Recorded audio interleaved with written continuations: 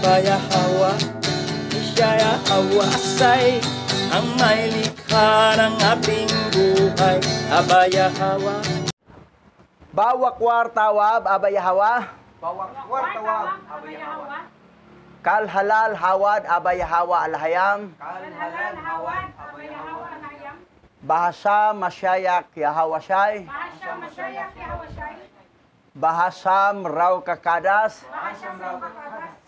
Kwam yasarala Elda Oper Maharlika Philippines. Kwam yasarala Elda Oper Maharlika Philippines. Tawada abayahawa. Tawada abayahawa. Yaman. Yaman. Yan. Ngayon, simula na tayo agad. Wala tayong babatiin kasi dadami ang bate. So, nasa chapter 51 na tayo sa Second Book of Enoch up to 56. Okay, simula na tayo. Basa.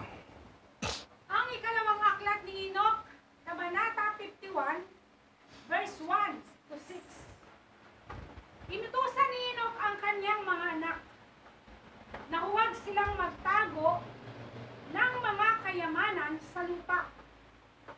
Ngunit, inutusan silang magbigay ng limos sa mga dukha. Iunat mo ang iyong mga kamay sa dukha ayon sa iyong lakas. Huwag mong itago ang iyong pilak sa lupa. Tulungan mo ang taong nananatiling tapat sa kabila ng kanilang kapighatian at hindi masusumpungan ng panghihina sa panahon ng kanilang kabagabagan. Ito yung pangangaral ni Enoch sa kanyang mga anak at sa mga taga roon sa lugar nila. Yung binalik si Enoch sa lupa para mangangaral at nagdala ng mga aklat. Ngayon, priority pala, o biro mo ha, iunat mo ang iyong mga kamay sa dukha ayon sa iyong lakas. Depende sa lakas yan kung marami kang pera. Kung wala ka naman, 1D18 ka, paano ka tumulong sa mga dukha? Na ikaw mismo nga 1D18. Pero kung lakas, may lakas ka, dahil marami kang pera, ang sabi doon, huwag mong itago. Sabi doon, huwag mong itago ang iyong pilak sa lupa. Eh kasi wala pang bangko noon eh. Ngayon, itago na lang sa bangko. Ginabakon sa lupa. Ang iba na nakalagay pa sa GCash. Oo. Ngayon, priority talaga tulungan ang mga dukha. Kung mayroon kang lakas o kakayahang tumulong. Pero kung mayroon naman, sadya talagang madamot, ibang usapan yan. Ang gusto ni Abayahawa, tutulong tayo sa mga dukha. Depende sa lakas kung anong kapasidad na mayroon ka sa pera.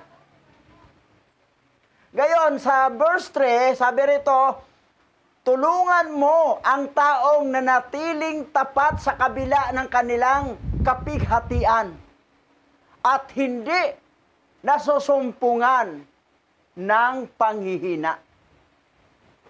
So, lalo na yung mga tao na sa kabila ng kanilang kapighatian pero nanatiling tapat sa paglilingkod. Pero ang iba, wala na, naglaho na, di na umatin. Hindi tapat. Huwag mo tulungan yan. Doon na lang ibayad sa utang. Doon na ibigay. O yan. Pero sa actually, nakatulong pa rin. Kasi tulungan mo ang taong nanatiling tapat sa kabila ng kanilang kapighatian. Sa kabila, pero nanatiling tapat. At hindi nasusumpungan ng panghihina. Ang iba nanghihina, ewan ko, kailan ako makapunta dyan. Hindi alam. Iba talaga. Aray. Sa panahon ng kanilang kabagabagan. Pasusot lang. Nasa kabagabagan sila. Pero nanatiling tapat. Ay sobrang busy na ako. Yung buhay pa si Lola, busy lang. Yung namatay, sobra. Ibang klase. Wala talaga. Hindi dapat tulungan yan pag ganon.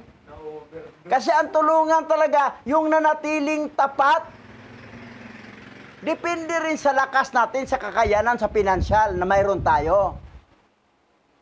Kung mayroon ka naman, sobra-sobra, bakit ka magdamot? Pero kung halos nga, sa Bisaya, paigo-igo lang, ay hindi pwede, igo-igo lang nga eh. Ang iba naman sobra, kaya lang naging igo-igo. Ano nangyari? Sobra pero naging igo-igo. Maraming order. Nasanay sa pag-order. Sabay ganun ha. Natama. Nakatama din, no? Nagsumbong kasi si Mrs. Okay, tuloy tayo. Patawa lang yan, part of comedy. Okay, basa.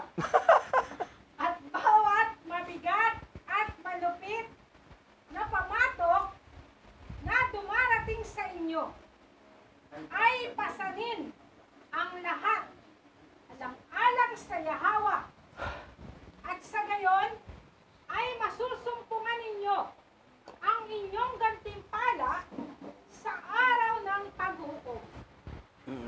Mabuting pumunta sa umaga, tanghali at gabi sa tahanan ni Yahawa para sa ikaluluwalhati ng may lalang sa iyo. Sapagkat ang bawat bagay na humihinga ay lumuluwalhati sa kanya, at bawat nilalang na nakikita at hindi nakikita ay nagbabalik sa kanya ng papuri. Pero ito ha. At bawat mabigat at malupit na pamatok na dumarating sa inyo ay pasanin ang lahat alang-alang sa Yahawa. Alang-alang sa Yahawa. Pero mo, alang-alang sa Yahawa. Yung pamatok, yung mga kabigatan sa buhay, yung mga hardship, mga difficulties, pasanin talaga. Pero ang iba naman ay pumasan. Ikaw lang magpasan, hindi, ikaw lang magpasan, hindi ko pumasan. Ipamimigay pa sa iba ang kanang kabigatan, yung mga pamatok. Alang-alang sa Yahawa. Ngayon, ano ang gantimpala? Eto. At sa gayoy, ay masusumpungan ninyo ang inyong gantimpala sa araw ng paghuhukom. Yan, dyan. Mayroon tayong gantimpala tatanggapin sa final judgment, pagbaba ng New Heaven, New Earth, and New Jerusalem. Doon tayo may gantimpala. Ang iba walang gantimpala. Saan? Sa parang. Ang iba, sa bangkita. Pero ang may gantimpala, may mansion, may service vehicle pa, chariot of fire. Ang iba, 4 na kabayo, 3 kabayo, 2 kabayo, 1 kabayo. Ang 4 na kabayo na chariot, ang bilis na yan. Bilis na yan lumilipad. Dadalhin ka, 4 na kabayo eh. So yan ang mga gantimpala. Ano yan? Yung pamatok na pasanin, yung mabigat at malupit na pamatok na darating sa inyo, pasanin. Ang lahat alang-alang sa Yahawa, ayaw pumasan yung iba eh. Hindi mo na ako makapunta dyan kasi dami kong problema. Ayaw pasanin ang paglilingkod. Kasi ayaw maglilingkod, gustong tumayo lang. Anong sabi sa verse 6? Sapagkat ang bawat bagay na, mayroon pala, sa verse 5 pa pala, mabuting pumunta sa umaga, tanghali at gabi sa tahanan ni Yahawa para sa ikaluluwalhati ng may lalang sa iyo. 5 times nga ang mga Muslim eh. Pag Muslim, tapat yon. 3 times lang, no? Oh, 3 times lang nga dito. Tanghali, gabi. Pupunta talaga sa tahanan, sa assembly ka pupunta. Sa isang araw yan, 3 times pupunta para doon manalangin. So, kita mo yung sinabi, yan ang bilin ni Enoch sa kanyang mga anak. Mabuting pumunta sa umaga, tanghali at gabi sa tahanan ni Yahweh para sa ikaluwalhati ng may lalang sa iyo. Pero, ilang buwan na, mukhang kalating taon na, walang umaga, tanghali, gabi. Wala talaga zero, as in zero.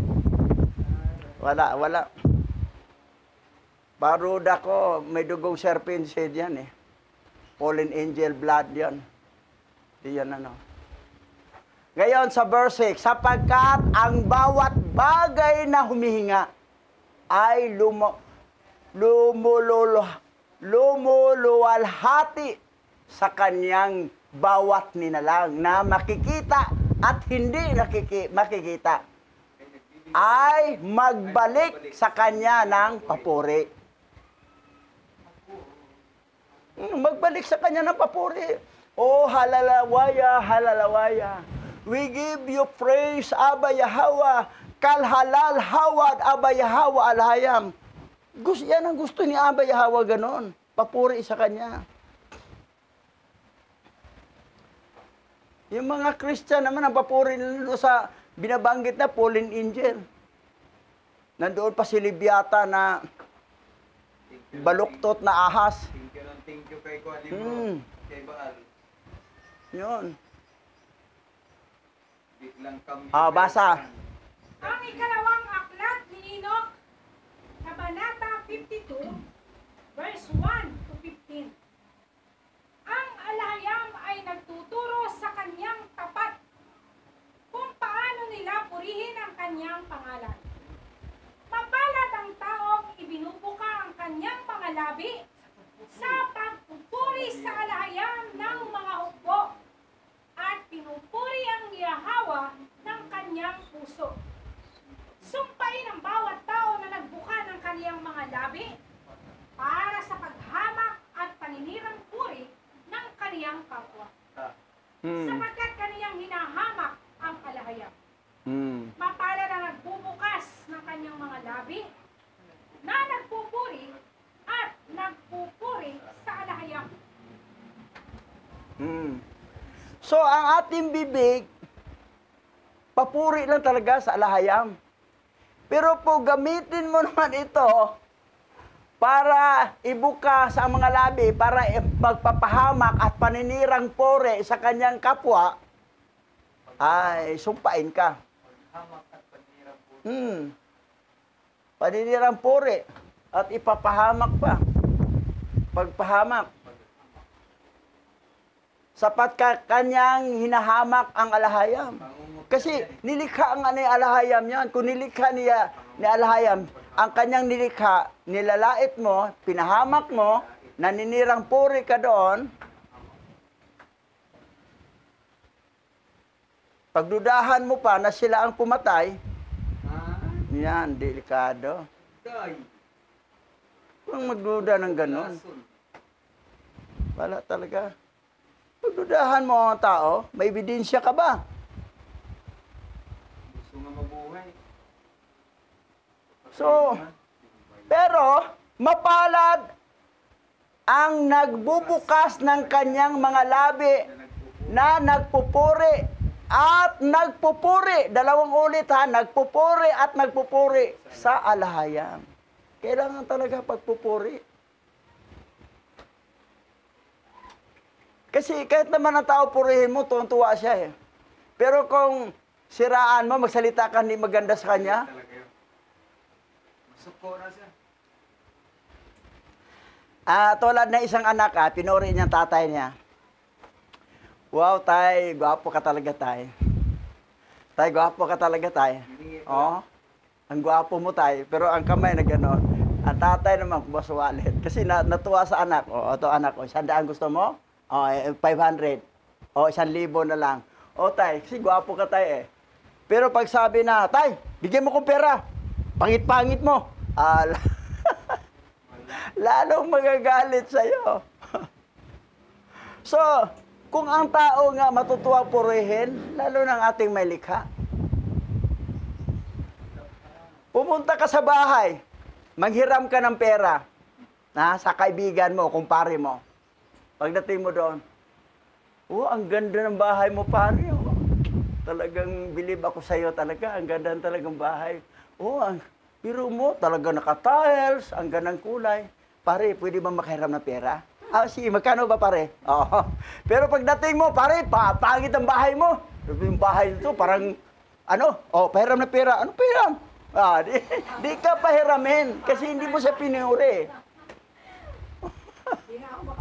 Oh, siniraan mo pa ang bahay niya. Tapos, manghiram ka lang pala ng pera. Paano ka pahiramin? So, pero pag pinasaya mo siya, ganun ang ating may likha, pasayahin natin. Pero mo, umaga, tanghali, hapon, pumunta pa sa tahanan.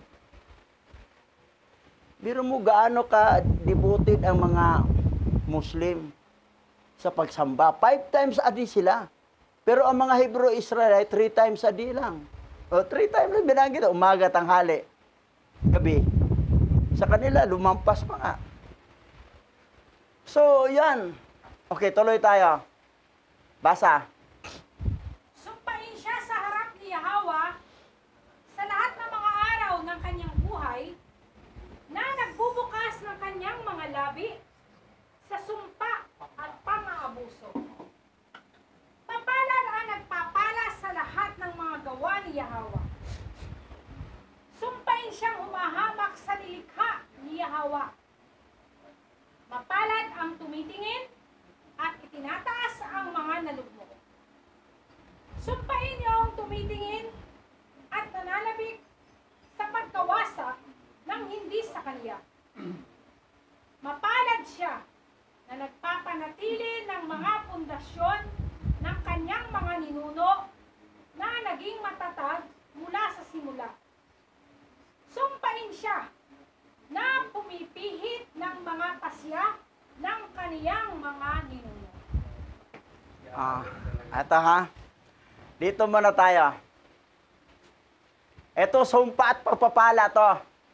Salit-salitan. Sumpain siya sa harap ni Yahweh sa lahat ng mga araw ng kanyang buhay. Aba, buong buhay ha? Na nagbubukas ng kanyang mga labi sa sumpa at pag-aabuso. Nag-aabuso. Yung mga abusador. Mga abusador. Mga amo yan. Pero ito na mas pagpapala. Mapalad ang nagpapala sa lahat ng mga gawa ni Yahweh. Lahat ng mga gawa ni Yahweh. Okay, dito lang tayo sa tao, sa mga gawa ni Yahweh. Di ba mayroong pogi, may pangit, may tabatsoy, may payatoy, may pandak, may matangkat, may unano. Pero lahat yan, anong gustong gawin natin? Ay, sabihin natin, mapalad ang nagpapala. Pag pandak siya, unano, talagang kamangha-mangha talagang ginawa ni Abba Yahweh sa'yo. Oh. Unique ka eh. Ibang klase ka. Oh. Talagang believe ako sa'yo. Yun. Pinuri mo. Pag matangka naman, wow, ang ganda, taas mo. Pag maganda, hindi na yun. Kasi totoo naman maganda. Pag pangit, wow, ang ganda mo rin. Kahit ganyan ang mukha mo, kwadrado, ang ganda mo rin. At least, ang binitawan mo maganda. So, yan, mapalad. Mga gawa ni Yahweh yan eh. Oh. Sabihin mo, ang gwapo mo pala, Roger Manatad. Kamukha ka ni Yahweh siya eh. Oh, ayan. At least, gawa ni Yahweh sa iyo. Ano yung Abba Yahweh yan eh. Oh. So, yan. Andito naman, mapalad siya na nagpapanatili ng mga pundasyon ng kanyang mga ninuno. Opposite sa hintil yan. Kaya sabi doon na, wag nang gayahin yung ano. Gayahin. Dito. Pero dito, manatili ang pundasyon. Ano yung mga katuruan, manatili yung Torah. Hindi mo mabaguhin. Hindi mo pwedeng baguhin yon. Kasi nandoon. That's why nga, tayo mga remnant Hebrew Israelite, sumunod talaga tayo sa original, sa turo ng Torah. Kasi dito, mapalad siya na nagpapanatili ng mga pundasyon ng kanyang mga ninuno. Ano bang pundasyon ng ating mga ninuno? Yun ang pundasyon. Meron tayong monthly Sabat na New Moon. At mayroon ring weekly Sabat. At mayroon ring Sabat na mga kapistahan. 7 yon pero naging 8 dahil sa Feast of Purim. Pang-8 na ang Purim. Tuloy tayo. Basa. Mapalad ang nagtatanim ng kapayapaan at pag-ibig. Sumpain siyang bumabagabag sa mga umiibig sa kanilang kapwa. Mapalad ang nagsasalita ng may mapagpakumbabang dila at puso sa lahat. Sumpain o nagsasalita ng kapayapaan sa kaniyang dila kunyari, samantalang sa kanyang puso ay walang kapayapaan, kundi isang tabak o paghihiganti. Sapagkat ang lahat ng mga bagay na ito ay mahahayag sa mga timbangan at sa mga aklat sa araw ng dakilang paghuhukom. So, hayag yan sa araw ng dakilang paghukom. Ano yung ginagawa natin sa lupa? Pero ito isa-isahin natin Mapalad. Sino mapalad? Ang nagtatanim ng kapayapaan at pag-ibig. Hindi pala awa yan. Yung kapayapaan, yung taong naguguluhan, pinayuhan mo na mapayapa ka lang, relax ka lang, huwag kang magulo. Para mapayapa din siya. At may pag-ibig. May pag-ibig ka, sige. Nandito, mayroon kong piso dito. Wala kang piso, bigyan kita ng piso. At least paano? Kung anong kakayanan mo, yung lakas mo mayroon ka.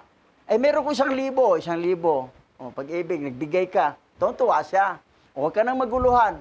Mapayapa ka na. Tuwa na siya, mapayapa na siya. May 1,000 na ko. Makabili na ko mga prutas, mga gusto ko. Tuwa na siya. Pero mapalad yan, kasi nagtatanim siya ng kapayapaan, pag-ibig. Pero anong sumpain? Sumpain siyang bumabagabag sa mga umiibig sa kanyang kapwa. Yung mga tao umiibig sa kapwa, siya pang nanursol nga, ano yan?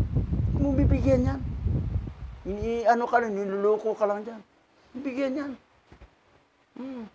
Unahin mo yung sarili mo. Yari pala mga sulsulero. Oo, mga solsolero Yan, mga susumpain yan. Yung mga solsolero na instead na, parang katulad ng pinapaaway niya yung mga bulag na naglilimos. Yung nagpalimos, pero mga bulag, pinapaaway niya. Sabi niya, bulag, may 1,000 ko doon, binigay ko sa kasama mo, taghati kayo, tag 500. Salamat. Ngayon naman doon, bulag, may 1,000 akong binigay doon sa kasama mo, maghati kayo, tag 500 kayo. Hindi gano'n siya. Ikaw yung isang bulag na nasaan ang 500 ko? Sabi na hindi. Sabi niya, nandiyan na sa'yo. Nagsusuntukan. Hindi kakita, hangin lang susuntok. Pinaaway. Yan mga tao na yan na gumagawa ng pinag-aaway niya na susumpain. Siya ang bumabagabag sa umiibig sa kanyang kapwa. Susumpain niya o nagsasalita ng kapayapaan sa kanyang dila. Kunwari Pero pakitang tao lang pala yun. Samantalang ang kanyang puso ay walang kapayapaan, kundi isang tabak o paghihiganti. Matuso yan Yan ang mga traidor. Kunwari, babait sa harapan mo, pagtalikod mo. Dobling kara, mga traidor yan Ganon. Hindi yan pwede pagkatiwalaan. Sapagkat ang lahat ng mga bagay na ito ay mahayag sa mga timbangan. Titimbangin tayo at sa mga aklat. Nakasulat yan sa mga aklat. Sa araw ng dakilang paghukom. Walang takas talaga. Walang takas. Okay. Tuloy tayo. Basa. Ang ikalawang aklat ni Enoch, Kabanata 53, verse 1 to 3. Huwag nating sabihin, ang ating Ama dito sa lupa ay nasa harap ng alahayam. Siya ay tatayo para sa atin sa araw ng paghukom. Sapagkat doon ay hindi matutulungan ng Ama ang anak, ni ang anak sa kanyang ama. At ngayon, mga anak ko, huwag ninyong sabihin, ang ating Ama dito sa lupa ay nakatayo sa harap ng alahayam at nananalangin para sa ating mga kasalanan. Sapagkat walang katulong ang sinumang nagkasala. Ato binanggit ni Enoch, baka magkumpiyansa yung mga anak niya na nandoon ka naman tayo sa langit eh. So magkasala mo, ikaw naman harap doon para kapatawaran ng kasalanan ko. Inunahan ni Enoch. Sabi niya, huwag nating sabihin ng ating Ama dito sa lupa ay nasa harap ng alahayam at siya ay tatayo para sa atin sa araw ng paghukom, sapagkat doon ay hindi matutulungan ng Ama ang anak at ni ang anak ang sa kanyang Ama. Hindi ba request? Wala. Walang request ba? Oh. Ngayon, ano nangyari dito? Sabi ng uncle sa pamangkin niya. Ay, yung uncle pare. Sabi niya, pamangkin, isulat mo ang lahat ng mga namatay nating mga kamag-anak. Bigay mo sa akin kasi magmisa ako, misahan ko sila para sila malipat sa purgatorio papuntang langit. Sulat mo pamangkin, pero magbigay kag 2,000 bayad sa aking pagmisa. Ngayon, ano yon? Todos los Santos yan. Kalag-kalag pa sa Bisaya. Sa sunod namang taon, ganun pa rin uli. Bayad naman ang pamangkin ng 2,000. Sulat naman lahat ng mga pangalan. 3 taon. Sabi na pamangkin, Uncle, Father, mukhang matigas ang ulo yung kamag-anak mo. Ilan ang libong naibigay ko sa'yo? 6,000 na. Tag 2,000. Hanggang ngayon, di pa sila nakalipat sa galis purgatorio pamuntang langit. Lagi lang yung pamisa. Pero mukhang ikaw lang nakakapira dyan eh. Tamatala yung kamag-anak natin, ang tigas-tigas ng ulo, ayaw lumipat. Di ba pinag-pray mo na malipat na sila sa langit mula sa purgatorio? Wala nang katapusan yan. Kasi panluloko, pamimira lang ng pare yan. Kasi hindi talaga pwede na walang ama na mag-ano sa kanyang anak at ni anak sa ama. Sa harapan ni Yahweh na, patawarin mo mga anak ko doon. Sige, malipat sila. Wala. Tingnan mong teaching ng RC. Hindi RC Cola ha. Roman Catholic. Yung panamang ang great doon, defender, kamag-anak ko, si Paul Alima. Nako, nadidiliman talaga ikaw, Paul Alima. Pareho tayo Alima, ha? Ibang inalimahan mo. So, yan. Magbasa ka ng Book of Enoch, ha? Second Book of Enoch, chapter 53, 1 and 3. Yan pa lang, hindi nila pinabasa ang Book of Enoch. Kasi, maraming masagasaan eh. Talaga. Oo. Marami. Tuloy natin. Basa. Nakikita ninyo kung paano ko isinulat ang lahat ng gawa ng bawat tao bago ang kanyang paglikha. Ang lahat ng ginagawa sa gitna ng lahat ng tao sa lahat ng panahon. At walang makapagsasabi o makapagsalaysay ng aking sulat kamay. Sapagkat nakikita ni Yahweh ang lahat ng mga ginagawa ng tao.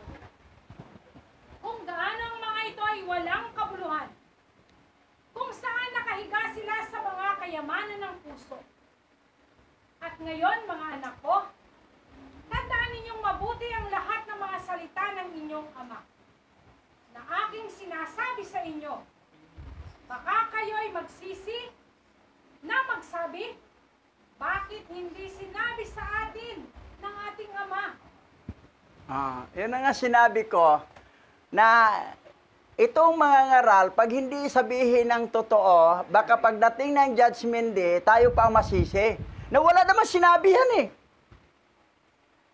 pero naka-record, sinabi na yan Hindi mo lang sinunod. Tulibagbag lang ka talaga. Ito ang matindi Ito Kaya pala di pinasok. Kasi si Abba Yahweh, omnipresent and all-knowing. Hindi ka pa tayo pinanganak, pero alam na niya ang kaganapan sa buong buhay mo, mulang pinanganak hanggang mamatay. Anong ginagawa mo? Araw-araw. Ito Tayo yan. Nakikita ninyo kung gaano ko isinulat ang lahat ng mga gawa ng bawat tao. Sinulat pa ni Enoch sa langit siya, bago ang kanyang paglikha. Ang lahat ng ginawa sa gitna ng lahat ng tao, sa lahat ng panahon, at walang makapagsalaysay ng aking sulat kamay sapagkat nakita ni Yahweh ang lahat ng mga ginawa ng tao. Kung gaano ang mga ito ay walang kabuluhan, kung saan nakahiga sila sa kayamanan ng puso. Biro mo, sinulat bago ang kanyang paglikha, wala pa nilikha ang tao, pero alam na ni Yahweh ang pangyayari sa isang tao. Mulang pinanganak siya hanggang mamatay, ano ang pinaggagawa? Nasulat na ni Enoch na ito si Tangpulano, ito yung ginagawa niya araw-araw hanggang 5 taon, hanggang 80 ng edad, hanggang ikamatay.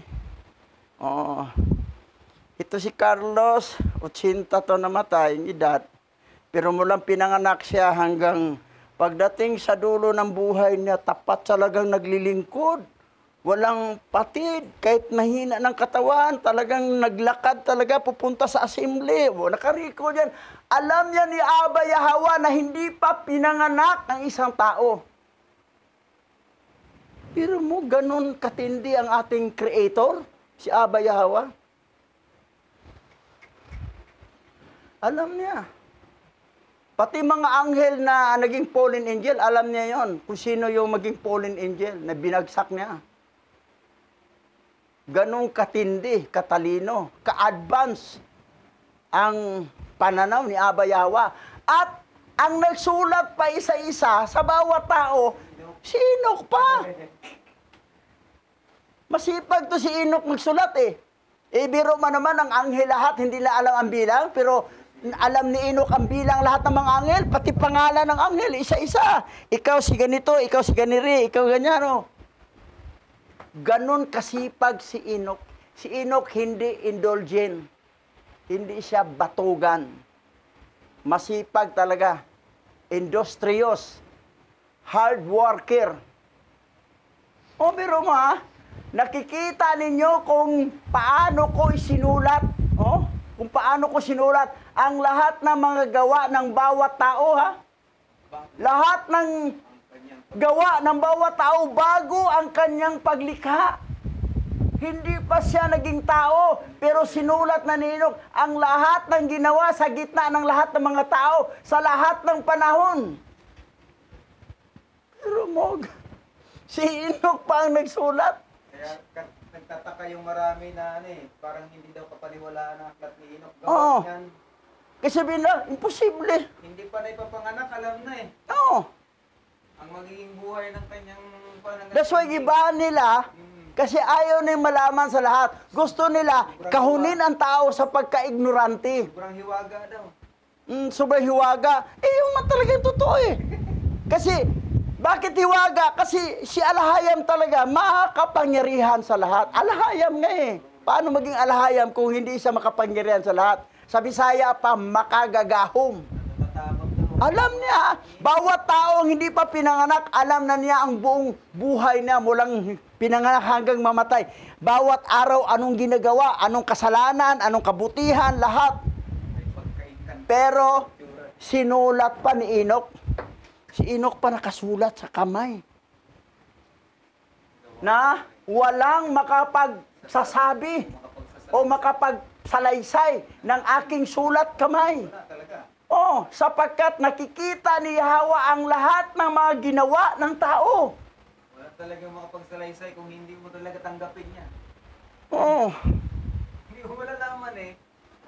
Oh, kayong nanood sa YouTube channel, biro mo gaano katindi, kaganda ang sulat ni Enoch na mismo ang ating creator na si Abba Yahweh, siya kausap mismo.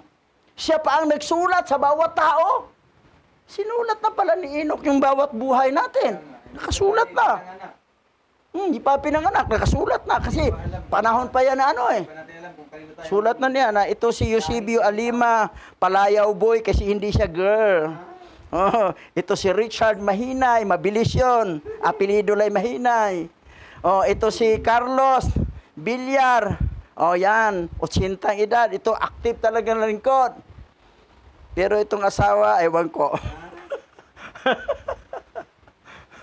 So, wala naman binanggit pangalan eh. Grabe talaga. So, ganun katindi oh. Pero, tuloy tayo. Ang ikalawang aklat ni Enoch, Kabanata 54, verse 1 to 2. Inutusan ni Enoch ang kanyang mga anak na dapat din nilang ibigay ang mga aklat sa iba. Si-share talaga. Sa panahong iyon na hindi nauunawaan ito, ang mga aklat na ito na ibinigay ko sa inyo ay maging isang mana ng inyong kapayapaan.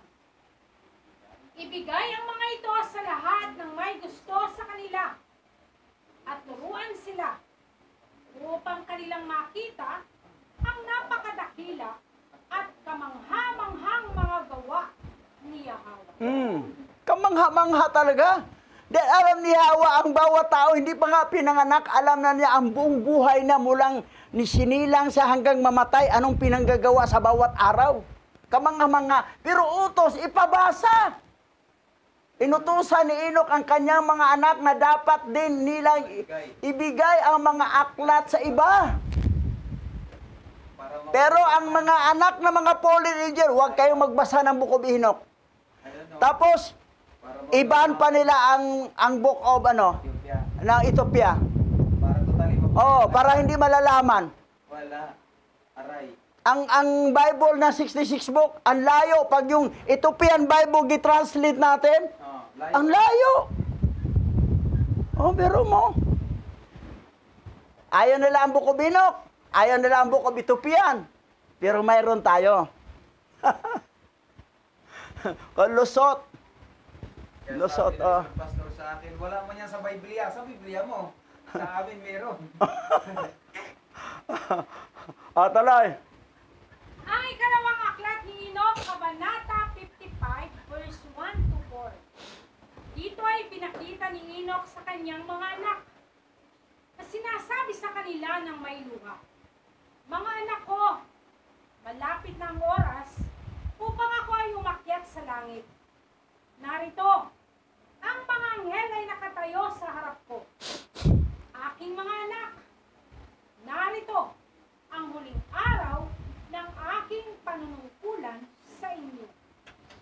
O, biro mo, sabi ni Enoch, Umakyat. sabi na, mga anak ko, may luha. Nagsabi siya, may luha, umiyak siya. Malapit na akong babalik sa langit. Nandito yung mga anghel kasama ko. Mga anak ko. Oh, tingnan mo ha. Oh, dito ipinakita ni Enoch sa kanyang mga anak at sinabi sa kanya ng may luha. Mga anak ko, malapit na ang oras upang ako ay umakyat sa langit. Narito ang mga anghel na nakatayo sa harap ko. Aking mga anak, narito ang huling araw ng aking panunungkulan sa inyo. So, iyak talaga si Enoch eh. Kasi babay na siya sa planet Earth. Babalik naman siya ulit sa langit. Anong tirahan niya sa langit? New Jerusalem pala. May Jerusalem pala sa langit. Wala pa si Jacob diyan na pangalang lugar ng Israel at saka pero may Jerusalem na pala. Mamaya babasa natin 'yon. Hindi lang to kwento ha, litra por litra mabasa natin sinabi ni Enoch. Naakyat siya doon sa tunay niyang tahanan, mana niya sa Jerusalem, doon sa langit. Basa. Sapagkat ang mga anghel na kasama ko ay nakatayo sa harap ko at hinihimok ako na ako'y umalis sa inyo. Sila ay nandito sa lupa na kasama ko. Naghihintay kung ano ang utos sa kanila ni Yahweh. Sapagkat bukas ay aakyat ako sa langit, sa kaitaasan ng Jerusalem, sa aking walang hanggang mana. Kaya't iniuutos ko sa inyo na gawin ninyo sa harap ni Yahweh ang lahat ng kaniyang mabuting kaluguran. May Jerusalem na. Sapagkat bukas ay aakyat ako sa langit, sa kaitaasan ng Jerusalem na aking walang hanggang mana. May Jerusalem sa langit. Na yun yung ibaba yan, new heaven, new earth, and new Jerusalem. Nauna lang si Enoch doon. Kaya't inuutos ko sa inyo na gawin ninyo sa harap ni Yahweh ang lahat ng kanyang mabuting kaluguran. Lahat ng gawin natin na ikalulugod lagi ni Yahweh, hindi ikagalit. Kasi minsan, kalulugod ni Yahweh, kaya ako naman, di naman ko masaya. Gusto ko yung ikalulugod ko sa sarili ko, bahala ka na, Abay Yahweh, magalit ka, basta ikalulugod ko sa sarili. Yan ang makasarili. Dapat yung ikalulugod kay Abay Yahweh, hindi yung ikalulugod sa sarili mo. Yan ang yung mga walang hanggang mana sa Jerusalem, doon sa langit, babalik siya. Masaya doon. Bago pa si Enoch inakyat, meron na palang New Jerusalem. Mayroon na. Late lang tong revelation mag-declare. Oo. Basa. Ang ikalawang aklat ni Enoch, Kabanata 56, verse 1 to 2. Si Matusalem ay humihingi ng basbas ng kanyang ama. At siya ay makapaghanda sa kanya ng makakain. Pagkasagot ni Matusalem sa kanyang amang si Enoch ay nagsabi, ano ang nakalulugod sa inyong mga mata? Ama, na aking nagawa sa harap ng iyong mukha, na maghahanda kami ng pagkain upang makakain ka, at upang iyong pagpalain ang aming mga tahanan, at ang iyong mga anak, at upang ang iyong mga tao ay maluwalhati sa pamamagitan mo, at pagkatapos ay maaari kang umalis ng ganito, gaya ng sinabi ni Yahweh. Handaan si Enoch ng pagkain ni Matusalem. Despedida. Para, yan ang tawag na despedida party. Despedida na para sa kanila. Despedida party. Paghandaan siya para matutuwa si Enoch. Para makawa. Ngayon, ang tanong, may despedida party ba? Wala. Walang despedida party. Bakit? Eto. Basa. Sumagot si Enoch sa kanyang anak na si Matusalem at nagsabi, dinggin mo anak, mula nang binasbasan ako ni Yahweh ng pamahid ng kanyang kaluwalhatian.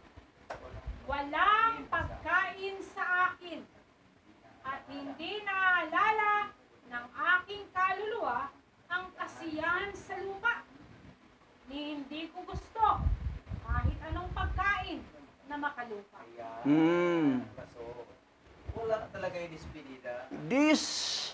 Si Enoch ay glorified body na ang katawan. Malaki na nga siya eh, maputi na, gwapo na, ang mata niya umiilaw, para siyang anghel. Hindi na pala siya makatayo. Hindi na magugutom, hindi na mauuhaw, hindi na siya kakain pa ng pagkain ng makalupa. Hindi na pala. Oh, sabi niya, dinggin mo, anak ko, mula ng binasbasan, ako ni Yahweh, ng pamahid ng kanyang kaluwalhatian, walang pagkain sa akin. Wala na, kasi hindi sa hindi malaala ang aking kaluwa, ang kasiyahan sa lupa, ni hindi ko gusto kahit anong pagkain na makalupa. Wala na pala. Kasi hindi na nagugutom. Wala na pagkain. Palilimot na pala sa atin yung lasa ng pagkain sa lupa. Actually, ang tao, halimbawa, ang tao, kung hindi na talaga kumakain kasi hindi naman siya magugutom, anong mangharapan mo? Hanap ka pa ng pera, magtrabaho, ang iba manluluko para makapira, para may mabili ng pagkain, bigas, ulam, o ano ba? Eh ngayon, hindi na kailangan, no needs na yan. Di wala na. Doon sa langit, kung kumakain pa, may magsaing pa doon. Oh, may magluluto pa. Tapos ang iba naman, di marunong magluto, umaasa pa kay Merly magluto. Wala nang problema doon. Pero pagbaba ng New Heaven, New Earth, nandoon yung tree of life, Yun na. ay makakain na sila ng mga prutas. Pero sa gusto lang kumain. Pero, Hanggang buhay. kasi sa langit naman yun, the tree of life yun eh. Pero yung pagkain sa lupa, talagang pagkain dito, hindi na kailangan. Hindi na consume yun. Grabe. So walang problema. Si tatay ngayon, yan nasa third heaven, hindi na kailangan pagkain. Relax na, masaya na siya ngayon. Kasi maghirap ng kahanap ng pagkain, maghirap pambili pagkain. Na problemahin pa pagkain. Tayo, problemahin pa natin na, may bigas tayo, pero ang tanong, walang ulam. Toldok na lang. Ano yung toldok? Asin. Ano, toldok, ulam, asin. Ang tawag doon, toldok. Kainom tubig. Ano ba? Ketchup. Misa, tuyo. Kasi itong tiyan natin, requirement to ng pagkain, yun ang problema. That's why ang mga tao, ang iba, nanluko, mankurap, mandaya, magnakaw, para lang may biling pagkain. Ngayon, kung ang tao hindi na kailangan kakain, dahil hindi na siya magugutom, tulad ng kay Enoch, problemahin mo pa maghanap ng pagkain, wala na eh. No needs na sa'yo yan eh. Ganon kaganda ang buhay na eternity, na eternal life. Dito talaga, Talaga magpagod doon, Bishop. kasi dito, kung bihira ka lang kumain, payat. Kung panay kain naman, tabatsoy, laki pantiyan, parang buntis. Ha? Tapos, ma-high blood pa. Kung kumakain ng mga pagkain na walang kontrol. Delikadong high blood. So yan. Dito natin makita na si Enoch, nunid, walang salang despedida aparte. Hindi na makakain si Enoch. Glorified body ng katawan niya eh. Walang pinahiran siya, walang binasbasan. Ako ni Yahweh, ng pamahid ng kanyang kaluwalhatian, walang pagkain sa akin. Wala na. At hindi naalaala sa akin kaluluwa ang kasiyahan sa lupa ni hindi ko gusto. Hindi ko gusto kahit anong pagkain na makalupa. Yan din ang gagawin sa atin ni Yahweh. Papahidan din tayo ng kanyang kalulatian. Hindi wala tayong kamatayan niya. Yan. Terrible, ha? So, napakaganda na talaga sa eternity doon sa langit. Ganda ng frequency. Dito lang talaga problema. Tapos bibili ka pa ng bigas na mumurahin, na mabaho. Tapos iba naman, maganda ito. Ano to? Koko pandan, medyo mabango. Oh, yan. Buko Pandan, Angelica, Oh, Doming. Bibili ka ng buko pandan, hindi naman. sinanduming pa yung iba. Doming pa yung iba. So, Si Angelica, may iba pa, Hasmin. si Jasmine. Oh, Jasmine, oh. Talagang, Jasmine. Kasi yung katawan nating makalupa, na kailangan mga pagkain makalupa, tinapay pa, pandesal, ganon. Tapos yung nagtitinda pa, dayaon. Buslutan ng sako, buhagas din niyo. Kulang ang kilo. Buwasan na 1 kilo. Ang 50 kilos, 45 kilos lang. Buwasan ng 5 kilo. O yan. Pero ang maganda kasi dito sa Book of Enoch, yung mga sermon ni Enoch sa mga anak niya, na ito yung mapalad, ito yung sumpa, ito yung mapalad, ito yung sumpa. Gawin ninyo ang mga gawing para sa mapalad. Huwag niyong gawin ang para sa mga masumpa. Yan. Kaya pag hindi to talaga aralin, wala ka talagang malalaman. Oo. Pagkatapos, sinulat pa niya ang lahat ng mga nagawa ng tao. Hindi pa pinanganak ha, sinulat na niya. Kasi alam ni Yahweh. Ito, Enoch, isulat mo ha. Ito yon, sulat mo. Ito. Si ano na yan, si Tangpulano na yan. Ito yon, ginawa niya. Oh, hanggang ano. Maging buhay niya. Sa dami ng mga kaluluwa na yan, mga sinulat. Sinulat pala. Grabe talagang trabaho ni Enoch sa langit. Hindi, si Enoch hindi pumunta sa langit, nangunguyakoy lang. Pasal-pasal lang. May trabaho siya doon. Ako talagang kanyang ginawa. Grabe ang mission niya. Ngayon, basta-basta lang na hindi ipabasa. Rijikin lang. Samantala, sabi nyo, ipabasa ito, ibibigay ito. Kasi susumpain. May katakot-takot na mga paghukom sa mga taong ayaw bumasa sa Book of Enoch. Pamahagi sa iba. Ipamahagi. Pambasa talaga. Ngayon pa naman, ito pa naman ibang mga remnant Hebrew Israel sa Amerika. Yari kayo. Attention kayo taga-Amerika na mga anti-Book of Enoch. Yan. May judgment di sa inyo nag-antay sa final judgment na ayaw nyo sa Book of Enoch. Kakilakilabot. Na paghatol. Iyon na yon doon sa New Jerusalem, sa parang nailagay ba sa bangkita. Bakit kami? Ayaw nyo sa Book of Enoch eh.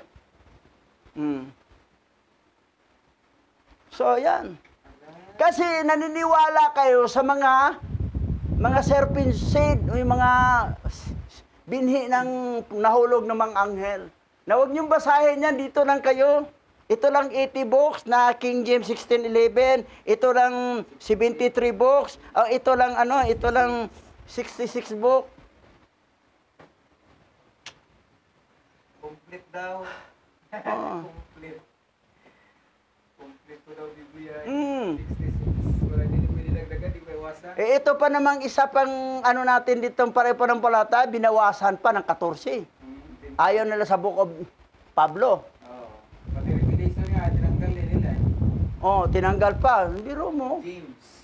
Sulat ni James. Pero ang pagtawag, parehong okay ang pangalan, Yahweh. Pero nagkantas pa. Pinaltas pa. So, nakakalungkot. Pero atin, tuloy lang tayo pangaral. Dahil yon. Malapit na ito matapos ang second Book of Enoch, isunod natin ang Book of Jasher. Series na Book yun. of Jasher ang sunod natin Series isunod na dito. yung Jasher. Natapos na natin ang Book of Jubilee. Tapos, first Book of Enoch. Tapos ito, second Book of Enoch. Tapos yung Book of Jasher. Ngayon, mukhang aawit na tayo. Pusong dalisay ang aking nais, nga likhain ni alahayang para sa akin. One more time.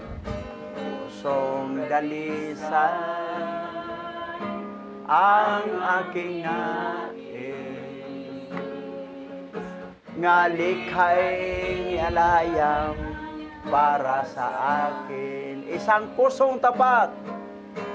Isang pusong tapat na sa'yo'y nagmamahal. Isang pusong sa'yo'y walang alinlangan. Isang pusong tumitibok na ika'y parangalan. Handog ko'y pagpupuri sa'yo lamang, Yahweh siya'y. Minsan pa, pusong dalisay. ang aking nais. Nga likhain ni Alhayam para sa akin. Isang pusong tapat, na sa'yo'y nagmamahal. Isang pusong sa'yo'y walang alinlangan.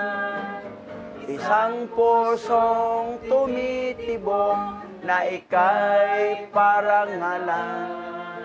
Handog ko'y pagpupuri sa'yo lamang, Yahweh Shai. For the last time, isang pusong tapat na sa'yo'y nagmamahal.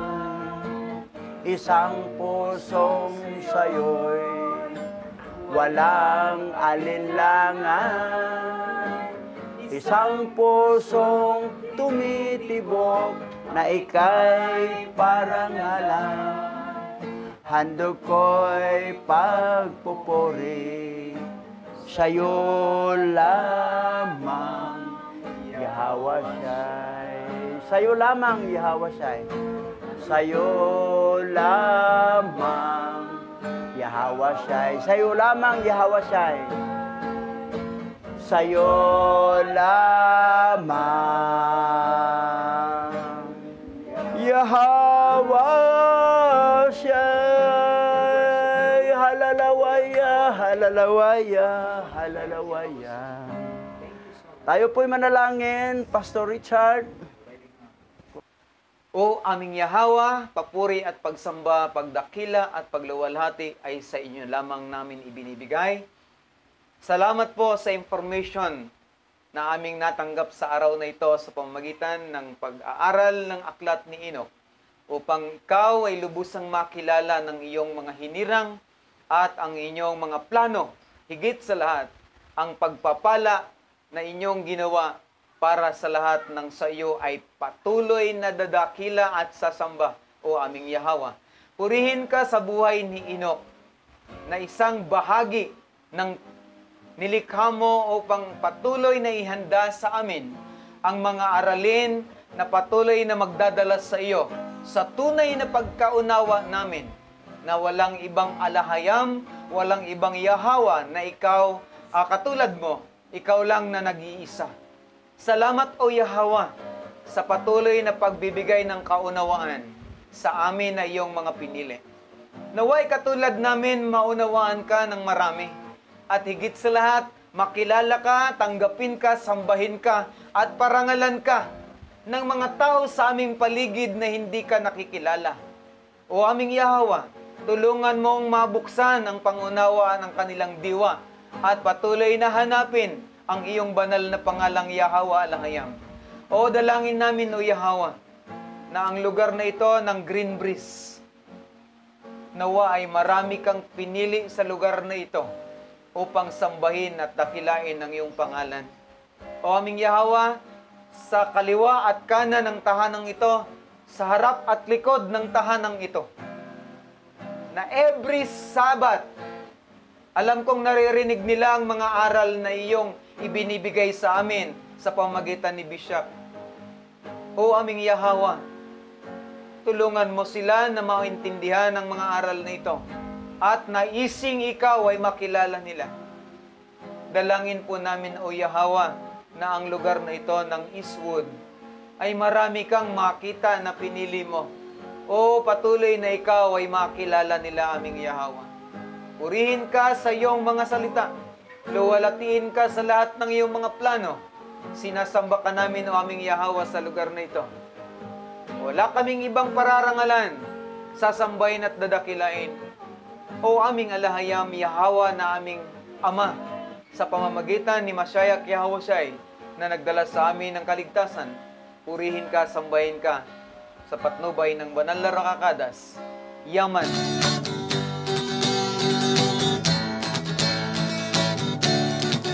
Apa Yahweh, siya Yahweh Shai, ang may likha ng ating buhay.